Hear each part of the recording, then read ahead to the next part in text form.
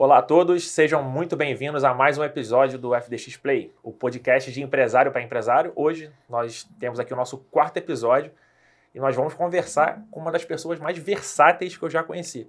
Ele já foi professor de educação física, já foi militar combatente no Haiti, não foi qualquer tipo de militar, ele foi combatente e hoje trabalha com medicina oriental. Eu tenho aqui hoje conosco o Dr. Maier Corrara. Boa tarde, Maier, seja muito bem-vindo. Boa tarde, Gabriel, obrigado. Tenho aqui como meu co-host hoje também, para me ajudar aqui nessa entrevista, Thiago Nascimento. Boa tarde, Thiago. Seja bem-vindo aqui, a sua primeira aparição aqui no FDX Play. É isso, obrigado. Uma honra aí conversar com essa fera. Vai ser um papo muito bacana e muito esclarecedor, tenho certeza disso. Perfeito. Maier, para a gente começar, né, vamos falar um pouquinho agora do Maier pessoa física. Conta pra gente aí esse currículo. Você começou como professor de educação física, né, se enveredou ali para o mundo militar, serviu no Haiti por alguns meses, não é isso? E hoje trabalha especificamente com a medicina oriental. Conta pra gente um pouquinho como é que foi isso. Então, essa influência começa ali desde a infância, né? Por eu ter, dá para ver pelos meus olhos, né? Origem oriental da parte de pai. Então, meu pai sendo mestre de artes marciais, teve academias, né? E tudo mais. Eu e meus irmãos sempre buscamos muito fazer esportes. Então, fiz todos os tipos de esporte, principalmente o karatê, né? Que eu me formei faixa preta. E aí, a partir daí, tive essa grande paixão pela educação física. Então, sempre fiz muita atividade física, fui atleta de diversas modalidades, cheguei a montar também a minha academia, né?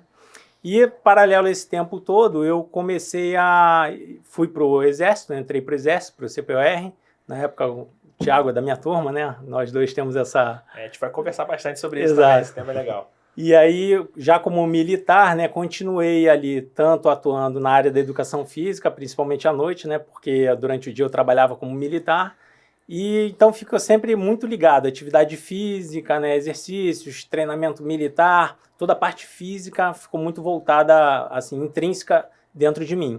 Né, a partir daí foram passando os anos, né, nesse período militar, eu fiz diversos cursos, né, tanto na área da educação física, na área da saúde, quanto na área militar também, diversos cursos militares que eu fiz de aprimoramento.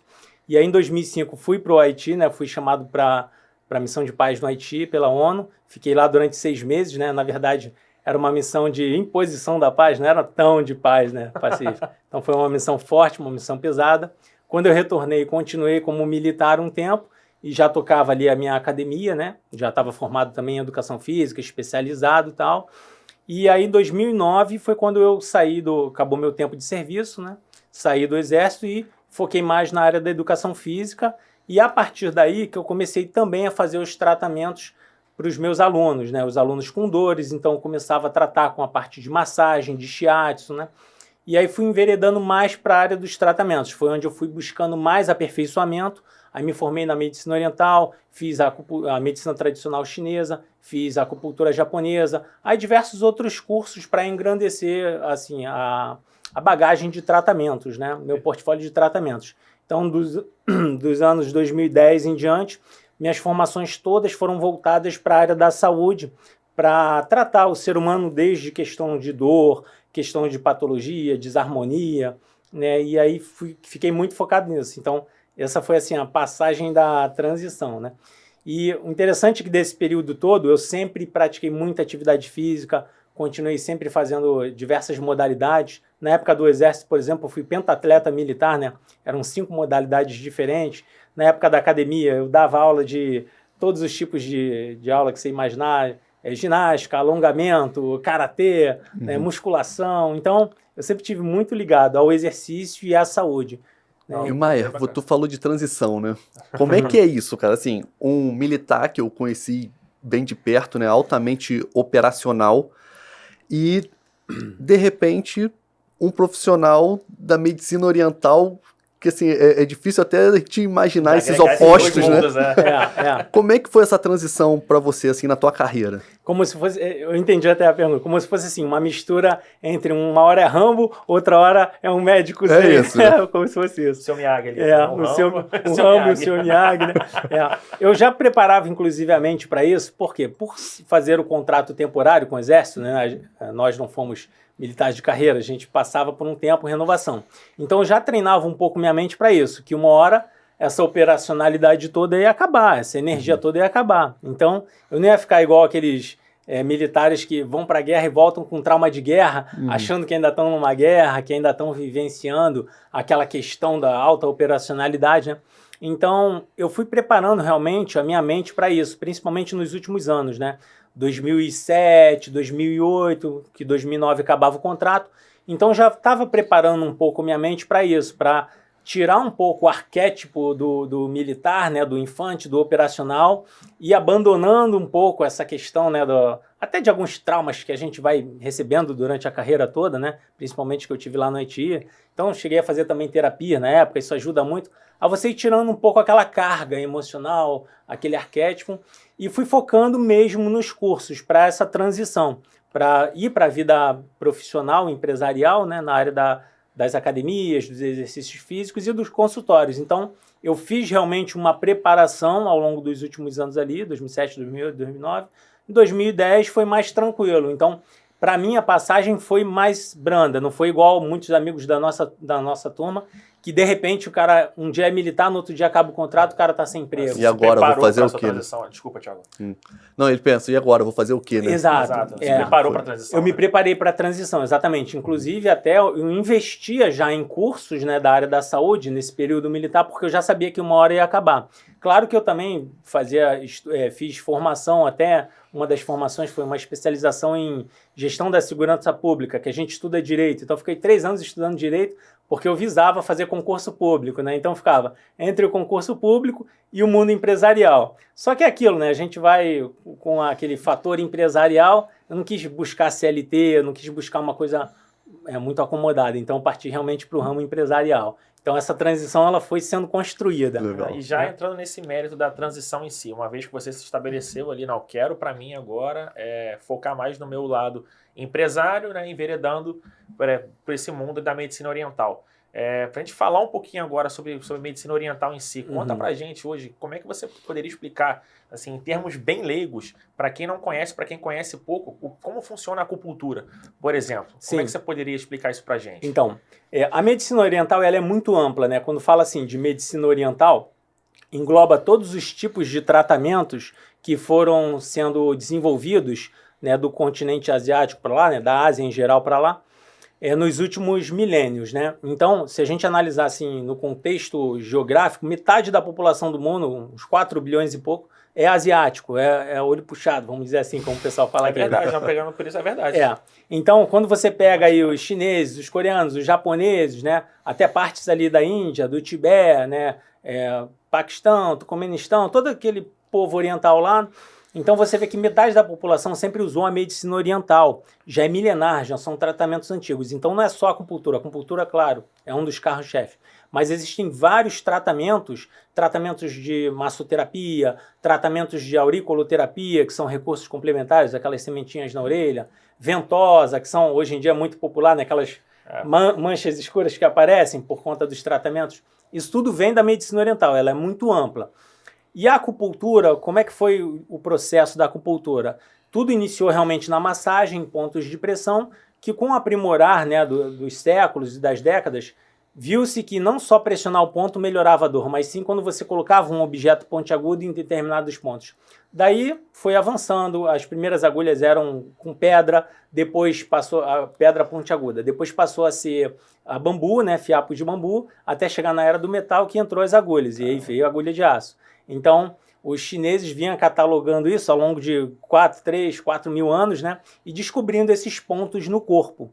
Então, quando você bota uma agulha em um desses pontos energéticos, que são chamados acupontos, pontos de acupuntura, você tem uma reação bioquímica no corpo, né? Não é só aquela questão científica que muita gente fala, quando você bota agulha, o corpo libera substâncias opioides, analgésicas que dá o bem-estar. Não, isso é um conhecimento assim, se for ver a luz da acupuntura, isso é um conhecimento muito pobre, isso seria ponto haste, ponto local de dor. E a acupuntura não é isso. Nós temos canais energéticos pelo corpo como se fossem fios de energia. E esses fios de energia têm os disjuntores, vamos dizer assim. Então, quando você mexe num disjuntor, você pode aumentar a energia ou desligar a energia, né? Quando você tem um fusível, o fusível não deixa passar energia demais, ele regula a energia, né? Então a acupuntura funciona muito básico, muito assim, similar ao princípio de um eletricista, que vai lá e vai regulando as energias do corpo. Então, quando você põe a agulha em determinados pontos, você vai causar esse equilíbrio de bem-estar. Se a pessoa está em excesso, você ceda. Se ela está em deficiência, se ela está com fraqueza, baixa imunidade, você tonifica. Né? Se a pessoa ela tem energia, mas tem momentos que ela procrastina, ela sente um bloqueio, o que você faz? Você desobstrui, igual um guarda de trânsito, que vai lá e aponta o caminho, né? caminho para os carros. Né? Então, é uma maneira de você desobstruir. Então, a acupuntura, grosso modo, ela vai funcionar como se fosse ou um eletricista ou um guarda de trânsito, equilibrando esse fluxo energético no corpo, que todos nós temos. Entendi. E esses demais tratamentos que você até citou alguns aí, auriculoterapia, ventosa, tudo, eles são complementares à acupuntura? Quem está te perguntando é um leigo, tá? Então, sim, claro. Desculpa que a pergunta não foi tão profunda, mas eles são complementares à acupuntura. A acupuntura é como se fosse um centro dos tratamentos orientais, ou não tem nada a ver? Eles são complementares e cada um pode andar em paralelo? Sim, as duas coisas. Eles são complementares, né? Você pode iniciar um tratamento com a acupuntura e complementar com a aurículo. Hoje mesmo, né? Um paciente que eu estava tratando, eu complementei a questão dele ele tem um zumbido no ouvido, uma tontura. Então, além de fazer o tratamento com a acupuntura, eu complementei com a auriculoterapia. Coloquei uns pontinhos para reforçar ainda mais a questão do equilíbrio sensorial dele e da diminuição do zumbido no ouvido. Mas em outros casos, eu posso também utilizar só a auriculoterapia. Tem pessoas que têm muito medo de agulha, então no início a pessoa com tanto medo, eu posso começar utilizando uma auriculoterapia, eu posso começar utilizando uma ventosa, que são aqueles copinhos, né, para fazer a soltura muscular. Eu posso começar utilizando a tuiná, que é a massagem chinesa, ou o shiatsu, que é a massagem japonesa. São técnicas diferentes, recursos diferentes, para quê? De sensibilizar o paciente ficar tranquilo, e depois eu posso entrar assim com a acupuntura, como um carro-chefe.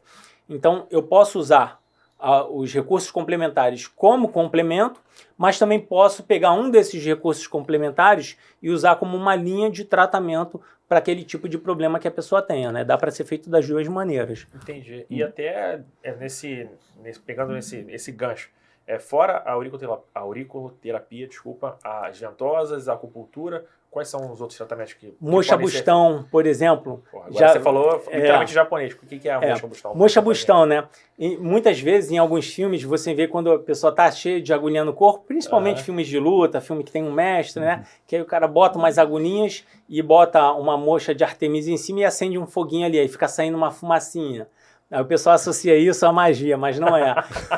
Na verdade, o princípio daquilo ali é uma termodinâmica, uma transferência de calor para a agulha, que é um metal, que é o aço. Então você transfere o calor da mocha, que é aquele tufozinho queimando, e aquilo ali vai tonificando o ponto de acupuntura. Então você pode usar para aumentar a energia, a imunidade, o desbloqueio, né? Então isso é uma mocha direta. Mocha direta, quando você tem a agulha fincada no ponto, e você bota a mocha em cima da agulha. Então ela vai queimando, como se fosse um cigarro num palito, que você espeta em algum lugar. Entendi. É isso. Vai saindo aquela fumacinha, o calor vai passando para dentro e transfere.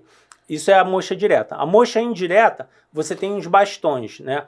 É um bastão de Artemisia, que pode ser como se fosse um tamanho de um charuto, né? Que você acende e vai aproximando do ponto. Esse calorzinho que vai vindo para o ponto vai tonificando. Então você pode usar em vários pontos do corpo, né?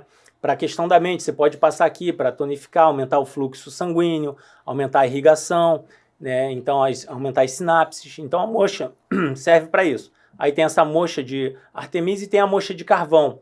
A mocha de carvão ela é boa porque não deixa cheiro. Você está num ambiente, num consultório, ela não vai exalar um cheiro forte, né? Um cheiro é mínimo. Então essa é um recurso complementar, né? Esse é um recurso complementar que também é muito usado.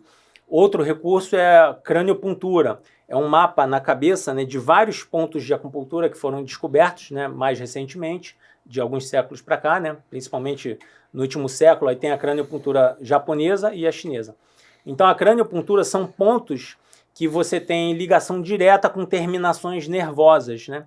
E aí a partir disso você consegue fazer uma sedação, uma estimulação através da craniopuntura. É um recurso também complementar que é utilizado, né? Pô, bacana. Legal. Maier, hoje em dia, a ciência consegue comprovar, através de experimentos, né, vários medicamentos, né, então, o que é o comum do dia a dia das pessoas, né?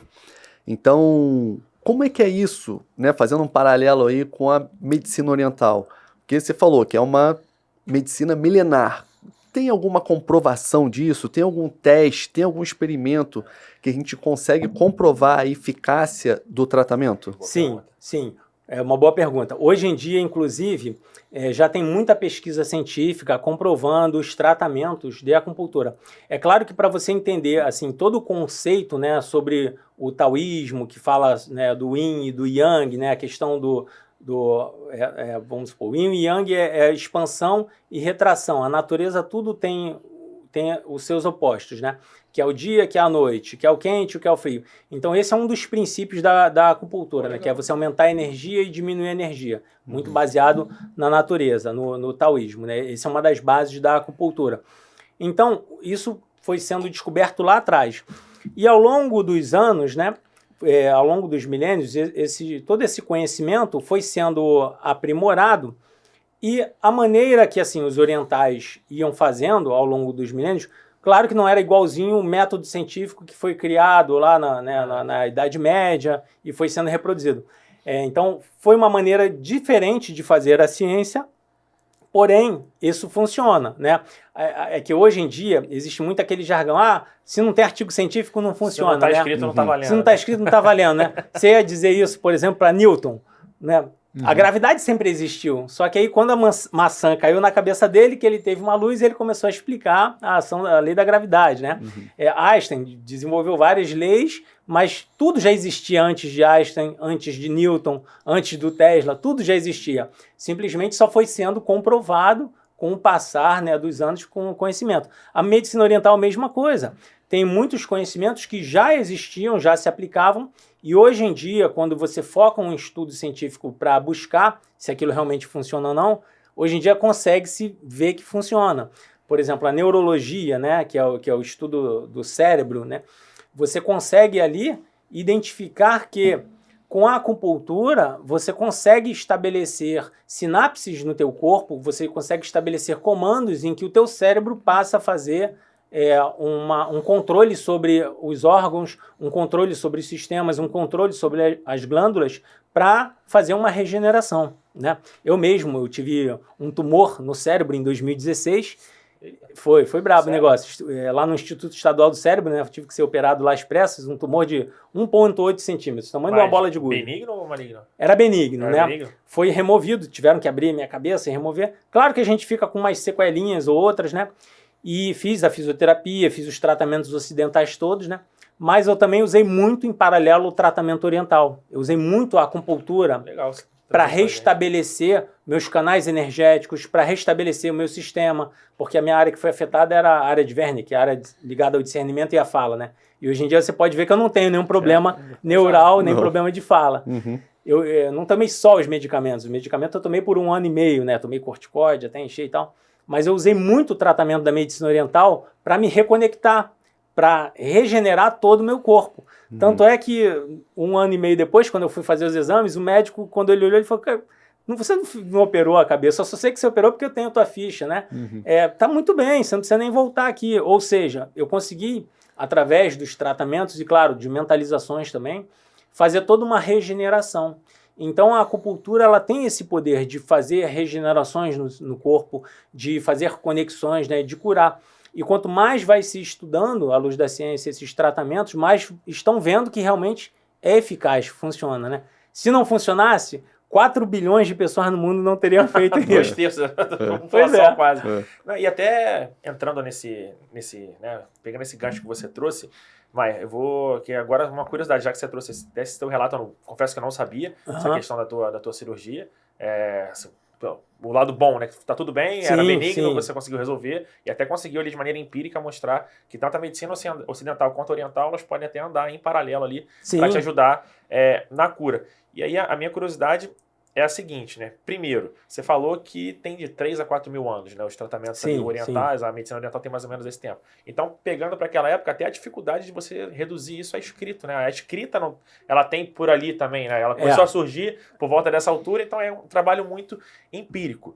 Então, como você incutir na cabeça ali de uma pessoa média de que o tratamento com a medicina oriental é um tratamento bom, que não vai trazer ali nenhuma contraindicação, nenhuma sequela, já que a gente sabe também que a cultura farmacêutica, vamos dizer assim, aqui do Ocidente, ela é muito forte. Muito forte. Então, assim, eu só melhoro se eu tomar remédio, eu só melhoro se eu fizer um tratamento XYZ, com o médico também ali ABC. Como incutir na cabeça de uma pessoa que ela pode tratar assim, né? Ela não vai renegar o tratamento ali com a medicina tradicional, vamos dizer, mas também que ela pode seguir uma linha também em paralelo com a medicina oriental. E aí, pegando também por esse lado, tem muita diferença entre a medicina oriental, a chinesa e a japonesa, ou não? Então, elas acabam se complementando, né? Porque é aquilo. A medicina oriental, dependendo do país que ela vá, vão tendo ramificações. É como se fosse nas artes marciais. Você tem o jiu-jitsu originário japonês, veio para o Brasil e fez o Brazilian Jiu-Jitsu. Tudo é jiu-jitsu, mas cada um tem umas técnicas um pouquinho diferentes uma das outras, né? Não quer dizer que um é melhor que o outro e tal, mas existem ramificações. Então, na medicina oriental aconteceu isso. Ao longo dos milênios, né, cada país foi desenvolvendo algumas técnicas mais do que outras, né, em alguns pontos. Mas no final, a base, a raiz toda realmente é o mérito da China, né, porque foi lá que foi tudo desenvolvido, né. Você falou até da questão da história, da pré-história, né. Isso. O ser humano era no período pré-histórico há 5 mil anos atrás, né. Ou seja, 4 mil anos, mais até, 4 mil anos antes de Cristo, que a gente sai ali da pré-história e a gente começa a entrar na história, porque a gente começa a escrever. Os egípcios, os chineses, né? Então, a gente passa a ter tudo relatado a partir de 4 mil anos antes de Cristo para cá. Então, desse período, tudo foi realmente começado a ser relatado lá na China. E aí pegavam-se os tipos de doença, os tipos de problemas e iam relatando os desenhos, os atlas anatômicos, né? Tanto é que já na época de Cristo, por exemplo, há 2.500 anos atrás, o chinês já estava muito avançado, o chinês já tinha atlas anatômico, o chinês já sabia o que era um coração, um fígado, um rim, um baço, né? Os médicos chineses já sabiam que os caras muito raivosos tinham problema no fígado, as pessoas muito medrosas tinham problemas nos rins. Então já naquela época, já conseguiam até diagnosticar que certos tipos de emoções afetavam muito alguns órgãos e algumas vísceras, né? As pessoas que eram extremamente estressadas e ansiosas tinham problemas no coração, então eles relatavam isso. Como a China sempre foi muito grande, então um N muito enorme, conseguia se catalogar isso. A era muito maior também, muito. Né? E aí com isso você conseguia dizer, olha, essa pessoa tem esse problema, essa pessoa morreu disso. Como que a gente pode tratar, estimular? Então dali eles já começavam empiricamente aí fazendo ali e quantificando, né? E depois esse conhecimento foi sendo passado por todo o Oriente. Então você vê, esses relatos, esses registros foram avançando, evoluindo, até chegar hoje nesse suprassumo de medicina oriental que nós temos, né? E fazendo esse paralelo da medicina oriental com a ocidental, né? Eu digo assim, não há uma briga, né? Como muitas vezes as pessoas pensam, medicina ocidental oriental, né? A medicina ocidental ela avançou muito, né, desde a época da Idade Média para cá. A gente hoje em dia tem os exames mais avançados de ressonância, tomografia, exames de sangue, né, exames até para o cérebro, né, eletroencefalograma. Então a gente está muito avançado na medicina ocidental. E aí eu acho que tem que haver exatamente essa fusão, como eu fiz, né, no meu tratamento. Eu sou experiência própria disso, né? Eu acho que tem que haver uma fusão. Claro que você não vai negligenciar nenhum tratamento médico, nenhum remédio que seu médico esteja passando. Mas, para alguns tipos de caso, você não precisa tomar mais outra carga de remédio, tomar 5, 6, 7 remédios. Todo medicamento tem efeitos colaterais, tem efeitos adversos. Então, uma ansiedade, uma insônia, muitas vezes, você pode tratar com um recurso natural, que é uma acupuntura, uma auriculoterapia. Então, os tratamentos naturais, eles têm esse benefício de você não ter efeitos adversos. São tratamentos que vão estimular o teu próprio corpo a se autocurar, a se auto-regenerar. Então, daí a importância de você ter essa fusão entre a medicina oriental e a medicina ocidental. Eu tenho muitos pacientes que são médicos, muitos, mas muitos mesmo, né? Famílias de médicos e tal, e todos gostam muito porque chega um momento que quando você esgota as possibilidades medicamentosas, Muitas vezes, com um tratamento oriental, você vai lá e consegue resolver. Por quê? É uma desarmonia energética, é uma sinapse que vem por conta, às vezes, até de um gatilho emocional, né? Então, você pode tratar de uma maneira mais leve, de uma maneira menos agressiva, como se fosse um remédio de tarja preta. Por isso que é importante ter essa fusão. E hoje em dia, assim, com esse avanço da internet, a globalização proporcionou que as pessoas tivessem mais acesso à medicina oriental e pudessem ver, poxa, é um tratamento legal, um tratamento natural, não dá efeito colateral, eu não preciso parar o meu tratamento médico, eu posso fazer em paralelo, né? E aí, com isso, você tem o benefício. Pô, eu posso dar um depoimento aí, né? Já que você tá, né? Eu sei que o pessoal, né, lá no nosso grupo tá esperando por esse momento, mas eu vou, né, vou falar, não vai ter jeito. Thiago agora, que agora é importante. Você falou do conhecimento, das pessoas não conhecerem muito isso, né? E isso serviu muito para mim, porque eu não conhecia, nunca tinha feito nenhum tipo de tratamento, né, baseado na medicina oriental, e eu tive um problema na lombar, né, que eu não fui para nenhum ortopedista, não fui para médico, não tomei nenhum remédio, e a gente fez uma sessão lá contigo na tua clínica, e nessa oportunidade a gente fez o da ventosa, o tratamento da ventosa, e eu fiquei assim muito impressionado como eu cheguei, né, na clínica, muito travado da coluna, muito travado mesmo, com dificuldade de andar. Complicado. E eu saí lá pelo menos 80% melhor, sabe? Sim. Então, assim, é muito imediato o que eu vivenciei ali na clínica. Então, era uma coisa que eu desconhecia, né? E a gente tratou sem qualquer tipo de medicação, né? Então, foi pura técnica envolvida ali. Exato. Né? Então, a gente estava falando aqui de comprovação, de eu vivi isso na prática, então tem várias pessoas e até os depoimentos que eu ouço falar de você lá também, todo mundo tem uma melhora muito grande, né? A questão aqui é séria, né? Tirando toda a questão da brincadeira, mas eu também sou prova viva disso, e até o meu caso é diferente do seu, mas que vai ao encontro de tudo que o Maier falou. Porque, primeiro, no teu caso, você não procurou ortopedista, né? Vamos dizer ali, a medicina tradicional, foi tratar com o Maier, conseguiu evoluir bastante ali, logo numa primeira sessão.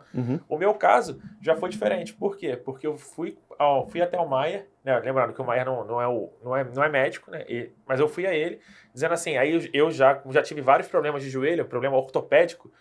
Maier, só, tô com um problema aqui que, deve ser aqui na junção do adutor aqui, com o fêmur, que é a famosa pata de ganso, já tinha tido esse problema outras vezes, falei, eu acho que é isso, cara, tô sentindo muita dor no joelho, ver se tem como a gente, né, tratar, enfim, cheguei lá também armado do que eu nunca tinha feito. Aí o Maier, ele faz todo o tratamento lá, ele falou, Gabriel, só, ele mesmo já chegou pra mim e falou, não sou médico, você vai ter que ver isso aqui com um ortopedista, fazer um exame de imagem muito provavelmente, mas eu acho que o teu problema não é muscular não é na inserção não, o teu problema é ligamento. Aí, quando eu falo ligamento, joelho, eu tremi. Eu falei, será que então é uma coisa muito mais séria?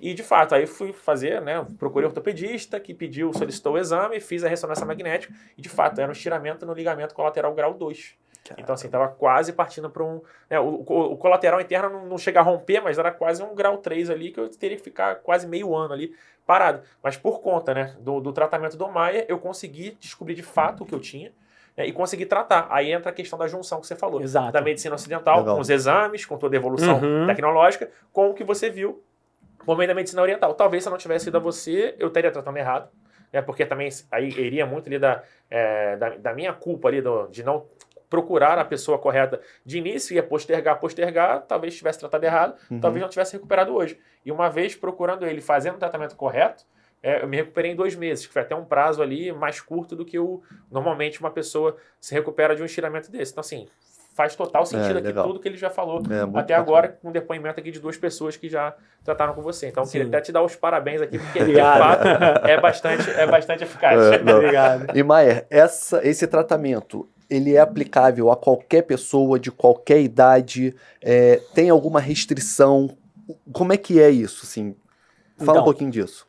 O tratamento pode ser aplicado para qualquer pessoa, né? Tem até paciente, às vezes, mirim, hoje em dia, até crianças estão tendo ansiedade, né? Estão tendo problema de sono por conta de excesso de telas, né? De tecnologia, do medo também, da violência, né? Então, até as crianças hoje em dia estão tendo. E muitas vezes, os pais, quando vêm tratar, você trata também criança? Porque meu filho tem assim, assado. E às vezes eu uso uma abordagem pedagógica diferente, né? Quando eu vou tratar criança, faço uma brincadeirinha, mas eles deixam botar as agulhinhas e melhoram, né? Melhoram da agitação, da ansiedade, do sono. Então, assim, crianças, adolescentes, adultos, terceira idade, tem um monte, tem paciente até de 90 anos, 90 e pouco, né? Maneiro. De ambos os sexos também, né? Homens, mulheres. Então, assim, não tem uma restrição específica. A única coisa que se tem é quando a pessoa tem algum tipo de patologia severa, num grau avançado, aí você vai ter que ter o cuidado para saber quais pontos você vai utilizar, né? Por exemplo, numa gestante, eu não posso usar pontos para aumentar muito o fluxo sanguíneo, aumentar muito a irrigação, porque senão eu posso facilitar, adiantar um trabalho de parto, né? Então, para uma gestante, tem pontos de acupuntura que são contraindicados. Tem pontos, por exemplo, que viram até o feto, né? Um médico obstetra que seja acupunturista, ele sabendo lá que o feto está de bumbum para baixo, o neném tem que estar de cabeça para baixo, não de bumbum para baixo. Ele pode usar esse ponto e fazer virar o feto, né? Então, em alguns ambulatórios, né, já até foi comprovado isso aí, através desse ponto, né? Então, assim, existem contraindicações de alguns pontos para alguns tipos de pessoa, né? Uma pessoa idosa de 85, 90 anos, eu não vou usar pontos diversos como eu uso num atleta para sedar. Eu tenho que calcular os pontos que eu vou usar, fazer um tratamento sob medida, né? Então, a acupuntura vai ter isso. É como se fosse uma dose medicamentosa. Uns remédios você pode tomar mais, outros menos, né? O médico que vai prescrever. Então, na acupuntura também, a gente vai dosar o tipo de tratamento que a gente vai fazer com cada um, né? Uma das pacientes, né, que eu tratei foi no início do ano, no final do ano passado, início do ano, do Ladeira, nosso amigo. Sim, verdade. Então, ela gestante, é verdade. Era gestante, 7 meses, gestação de risco, estava com uma dor que não conseguia mover o braço, não podia tomar qualquer tipo de medicamento por conta do neném.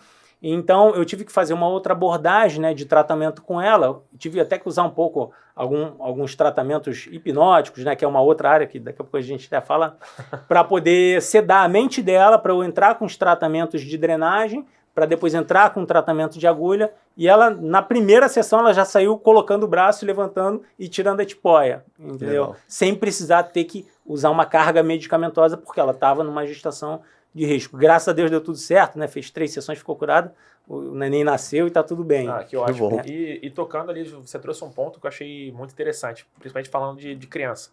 Hoje a gente tem muita exposição à tela, é uma coisa inevitável, eu tenho 2 filhos pequenos, sei como é que é, o Thiago também tem filho, sabe como é que é. É meio que inevitável, é da conjuntura que elas, do momento em que elas nasceram. E aqui no Rio, especificamente, a gente tem a questão da violência, que sabemos que impacta, né? Sim. Então, queria que você dissesse pra gente o quanto que a parte mental, seja para uma criança, né, até para uma criança, quanto para uma pessoa adulta, quanto que a parte mental pode influenciar em algumas patologias. Total, porque olha só, eu uso um exemplo muito simples, né? Às vezes a pessoa pensa assim, poxa, mas será que isso dá certo? Será que eu vou causar alguma reação bioquímica em mim? Vamos lá, vamos colocar um exemplo simples. Você está num ponto de ônibus escuro à noite, 11 horas da noite. E você está sozinho. Se chega alguém atrás de você e fala assim, a pessoa nem bate em você, nem fala nada. A pessoa só fala assim atrás de você. Não se mexa. Não se mexa e não grite. O que você vai pensar na hora? Assalto. Estou sendo assaltado. Qual vai ser a sua reação bioquímica nessa hora? Você vai ficar pálido, tem gente que pode urinar nas calças, tem gente que pode desmaiar, tem gente que pode tremer, né? Tem gente que pode sair correndo e ser atropelado, né? São reações diversas. Mas a pessoa calmamente falou, não se mexa e não olhe para trás. Ela só emitiu um som pequeno. Você teve uma reação... Nem precisou gritar, nem nada. Nem precisou de gritar, não precisou bater, não precisou mostrar arma. Né? Tem até pegadinha que fazem isso, né? Pô, a pessoa fica ali parada. Então você vê a reação bioquímica que essa pessoa teve. Ela liberou uma taxa de adrenalina altíssima, podendo até dar um infarto. Ela liberou uma taxa de cortisona altíssima e ficou ali, né, agitada. Então, ela teve várias reações bioquímicas negativas para o corpo dela, né? Se ela tivesse acabado de comer, ela pode até vomitar nessa hora, ter um refluxo, né? Caramba. E você vê, foi só um som que causou uma reação bioquímica no corpo. Por outro lado, se usar o mesmo contexto, a mesma história, só que com uma abordagem diferente. Você está lá às 11 horas da noite, está preocupado, pô, tô nesse ponto aqui, posso ser assaltado. e chega alguém e fala aí, e aí, Thiago, pô, você tá aqui, né, caramba, vai me fazer companhia, você pela voz, você, ainda bem que vai ter algum amigo aqui comigo, né? Exato. Não tô sozinho. Não tô sozinho, né? A pessoa só falou, usou o mesmo tom de voz, e aí, meu amigo, como é que você tá? E você, puxa, ainda bem que tem alguém aqui comigo, não tô sozinho. Você vai liberar o quê? Endorfina no seu corpo. Você vai diminuir tua adrenalina, teu cortisol, e vai liberar endorfina e dopamina, você vai se sentir bem, porque tem alguém te fazendo companhia, né, que você gosta, que você sabe que não vai te fazer mal. Duas abordagens diferentes, mas que causaram reações bioquímicas no seu corpo totalmente diferentes. Então, Cara, muito doido isso. Muito doido.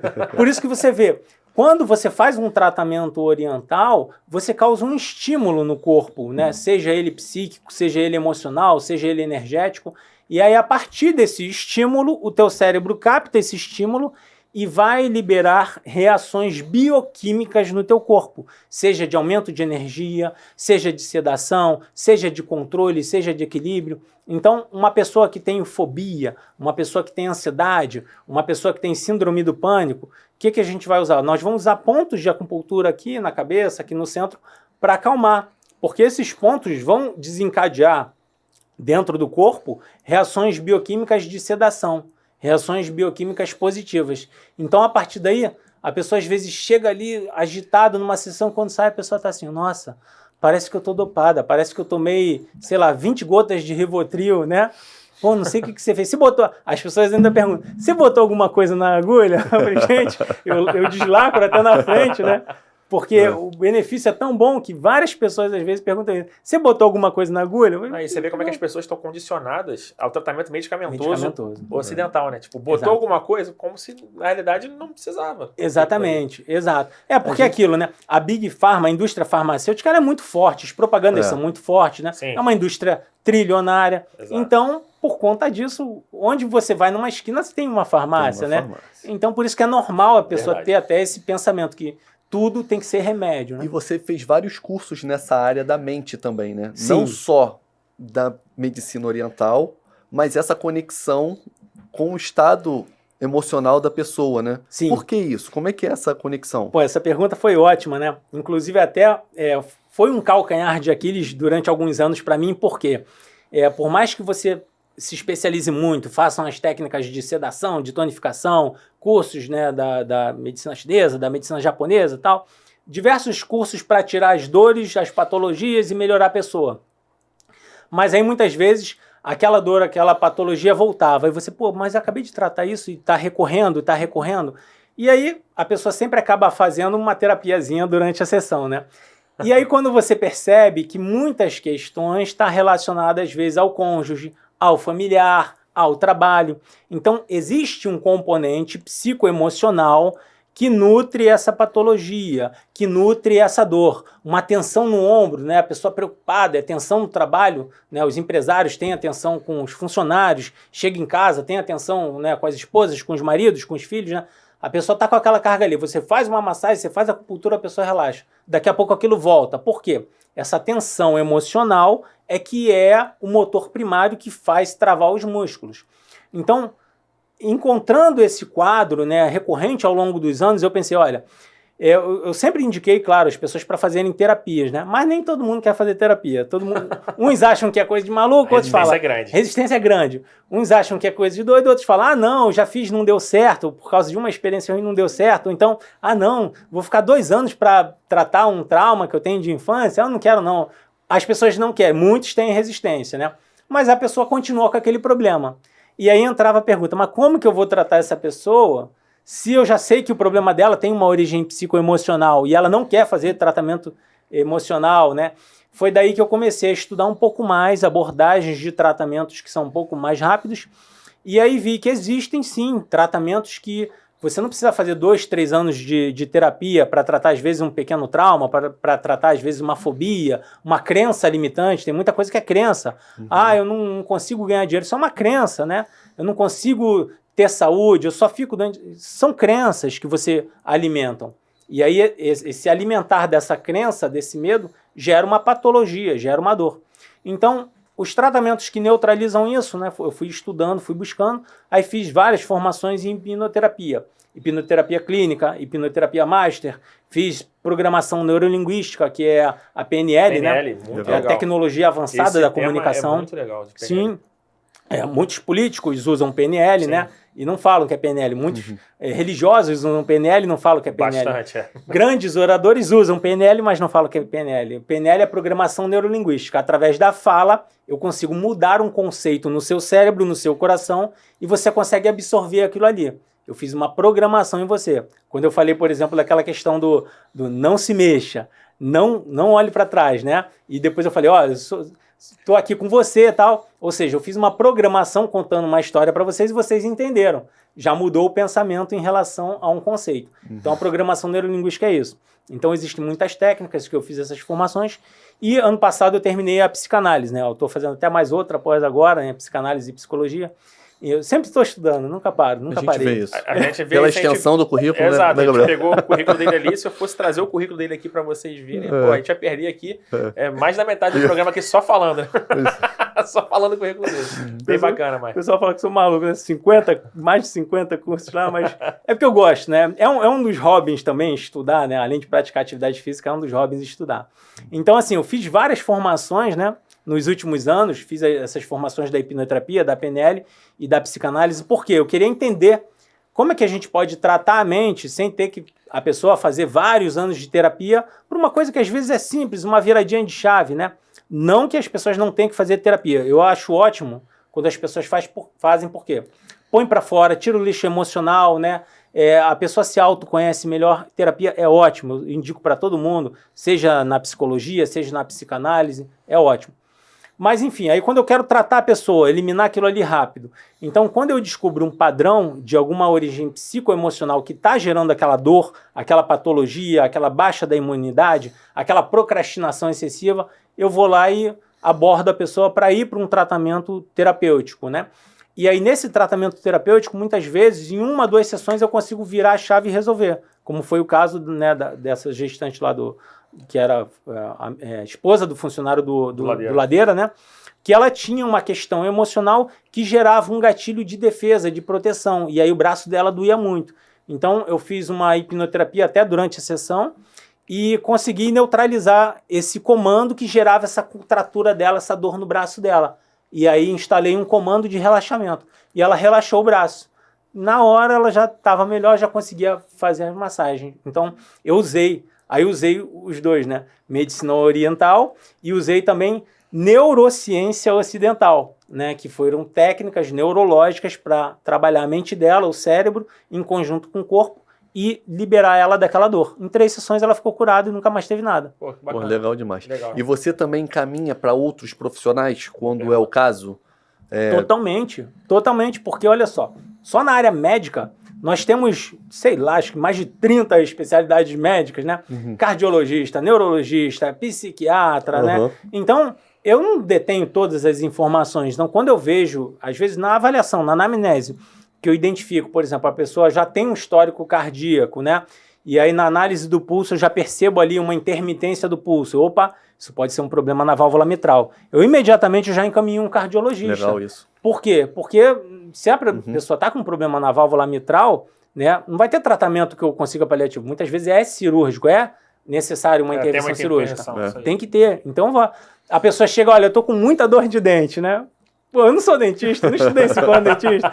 Eu posso botar um pontinho para dar uma analgesia temporária. É um paliativo. Um paliativo, mas a pessoa está com cárie, a pessoa está com canal. Até na própria área dentística, você tem lá os especialistas, né? Tem dentista que não faz canal, tem outro que é protesista. São subnichos, né? Exato. Então, eu identifico, isso aqui é com dentista. Eu vou até botar um pontinho aqui nessa sessão para diminuir, mas você vai procurar um dentista imediatamente. Até bota um terrorzinho, porque se você tiver com uma bactéria, isso vai entrar no teu sangue via oral e pode te causar um problema mais sério, até sepsemia. Então, assim, Caramba. Eu indico exatamente os especialistas de cada área, justamente por quê? Porque existem questões que nada melhor do que você tratar com um especialista daquilo. A pessoa chega com micose de unha, né? eu tenho que... Dermatologista, né? Não tem muito o que fazer, né? Vai ter que pingar lá os antifúngicos e tal. Então, eu tenho, assim, muita, claro, humildade nesse aspecto para reconhecer, olha, não vou saber de tudo, não vou querer tratar tudo.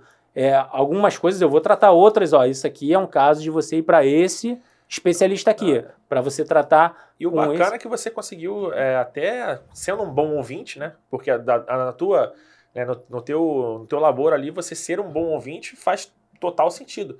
Então, você sendo um bom ouvinte, você conseguiu identificar vários gaps que seus próprios pacientes tinham e conseguiu se aprofundar nessa questão. E até para você, hoje em dia, encaminhar para um profissional ali, né, específico daquela área, tendo feito essas novas,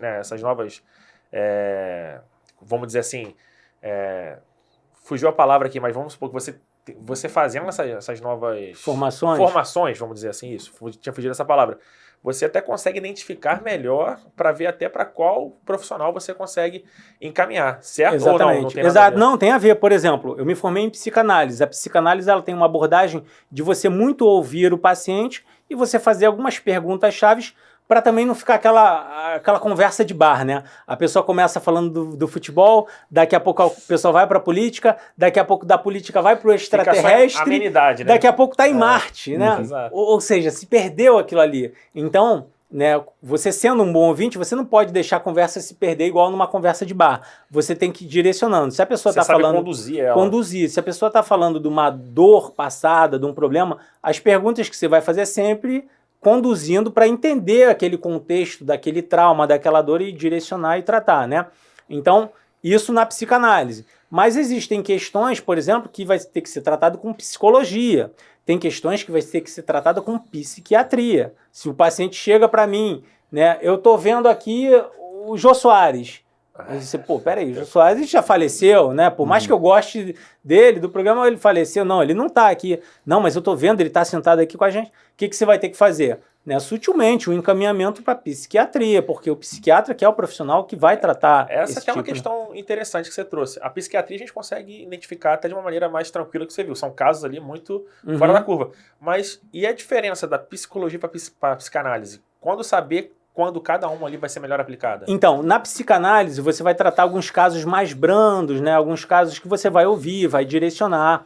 E na psicologia você tem várias metodologias que aprofundam um pouco mais algumas questões. Entendi. E você tem ferramentas, né, no set de tratamentos, onde você vai poder usar alguns objetos, você vai poder usar desenhos, você vai poder usar oficinas. Então a psicologia ela tem uma abordagem que é mais completa nesse aspecto. A psicanálise não, vai ser o paciente deitado lá no divã, falando livremente, sem a intervenção do psicanalista, né? Você fica mais ouvindo. Claro que de vez em quando você pode intervir, mas o ideal é que na psicanálise seja a fala livre da pessoa, porque a pessoa vai botando para fora e vai tirando, como se você estivesse fazendo assim, você está deitado na sua cama e você consegue ir pensando e falando, botando para fora. Vai, né? Divagando, né? Vai ficando mais livre para você, dali dessa liberdade de pensamento, você extrair onde está o problema da pessoa e poder direcionar.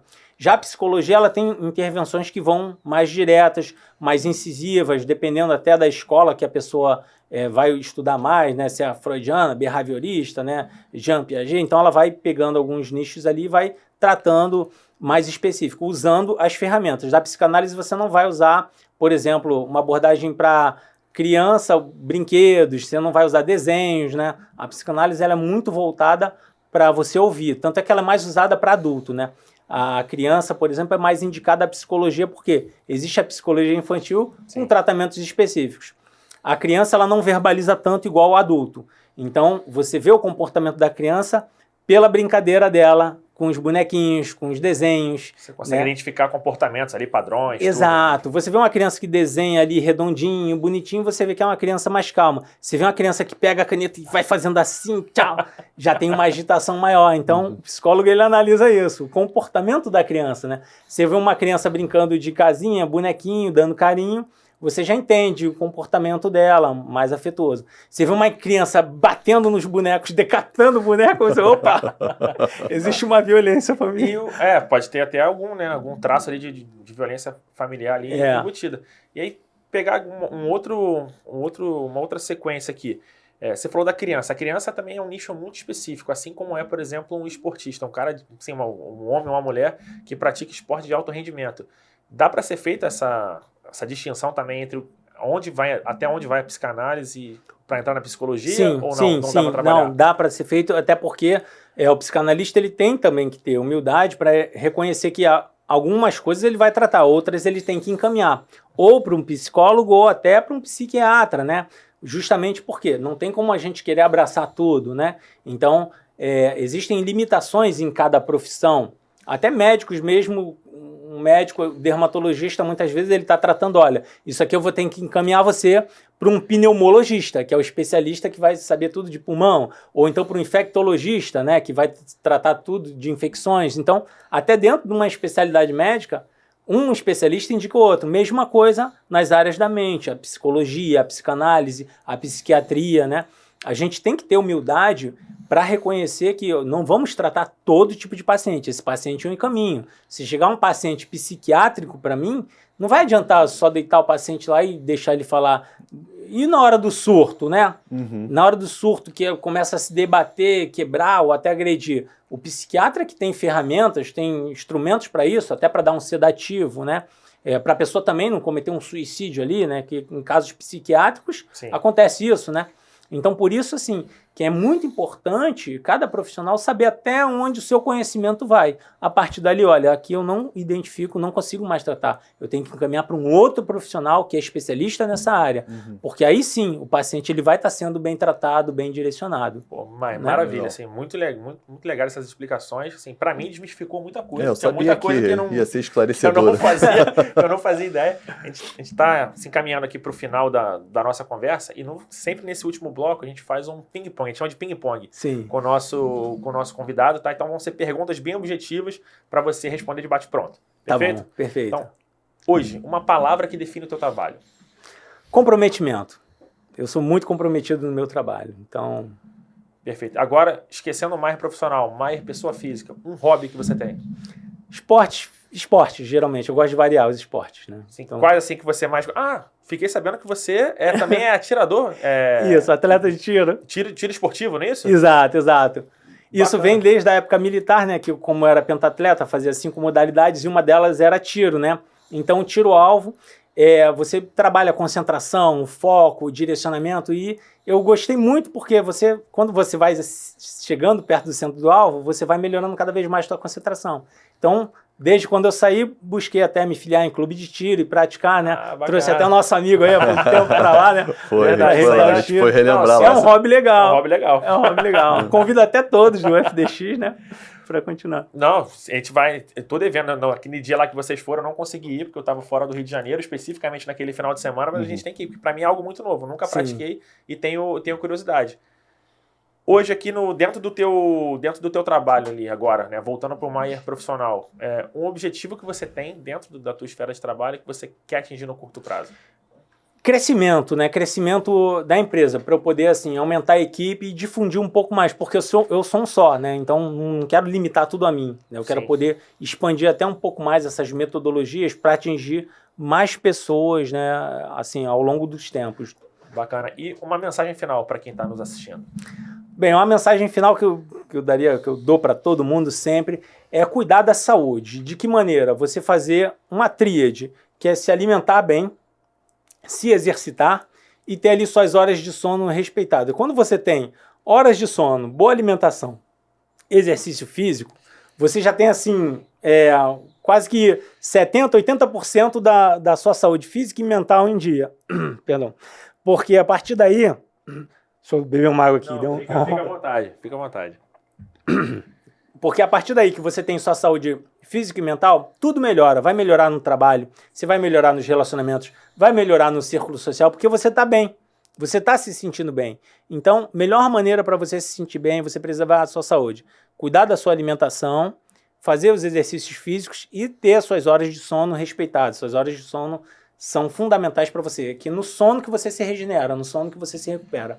Então, essa é a mensagem que eu dou. Boa alimentação, bons exercícios e um sono adequado que aí você vai prosperar. Maravilha. E pra gente fechar aqui, Maier, onde as pessoas podem te encontrar? Nas redes sociais, e fala também onde ficam seus consultórios. Você tem consultório em Ipanema e na Barra, não é isso? Exatamente. Em Ipanema fica em frente ao Obelisco de Ipanema, na rua Visconde de Pirajá. Tem o meu site, né, e tem a minha rede social, que é Maier Kurhara Acupuntura, e atendo segundas, quartas e sextas nesse consultório lá de Ipanema, e terças e quintas na Barra da Tijuca. Na Barra da Tijuca fica no Shopping Downtown, bloco 12, bloco 21, eu fico sempre às terças e quintas, e agora tem mais uma unidade, né, que eu fiz uma parceria que eu tô atendendo, que é legal. No bloco 11 ali também, né, uma clínica bacana. Do bloco 11. Eu tô até postando algumas coisas também no Instagram, né, nesse meu Instagram. Então, assim, me encontram sempre nesses lugares, né, para fazer os atendimentos. Sejam de acupuntura, de shiatsu-terapia, ou até também nos atendimentos da mente, da psicanálise, da hipnoterapia, para tratar essas questões, né. E aí no meu site é www.acupunturamaierkurhara.com.br. Tudo junto. Tudo junto. E as minhas redes sociais, né? Se botar meu nome, Maier Kurhara, ali já vai aparecer as duas, né? Uma é da acupuntura e a outra é da PNL. PNL é hipnoterapia e PNL, né? Então, Maier é M-A-Y-E-R. Perfeito. E Kurhara, K-O-H-A-R-A. Se botar Maier Kurhara, só vai ter eu ali no... Com certeza, não vai ter outro não, né? É único. É único. E aí já me encontra ali nas redes sociais e ali tem muito conteúdo que eu passo, assim, refinado, né? Para mostrar um pouquinho dos trabalhos para as pessoas, para tirar as dúvidas e a pessoa me encontrar e poder vir fazer os atendimentos. Não, maravilha, Maier. Mais uma vez, obrigado, tá bom, pela tua presença. Thiago, também queria te agradecer aqui por me ajudar aqui nessa jornada aqui com o Maier. Uma honra para mim estar aqui. Foi um prazerzaço conversar com você, tá bom? Obrigado. Pessoal, esse foi mais um episódio aqui do nosso FDX Play, o nosso podcast de empresário para empresário. Hoje vocês conheceram mais um pouquinho do Maier Kurhara, né, o nosso convidado mais versátil por enquanto. Ele vai desde do militarismo ali, educação física, até a medicina oriental, passando pela psicanálise. Um grande abraço para vocês e nos vemos no próximo episódio.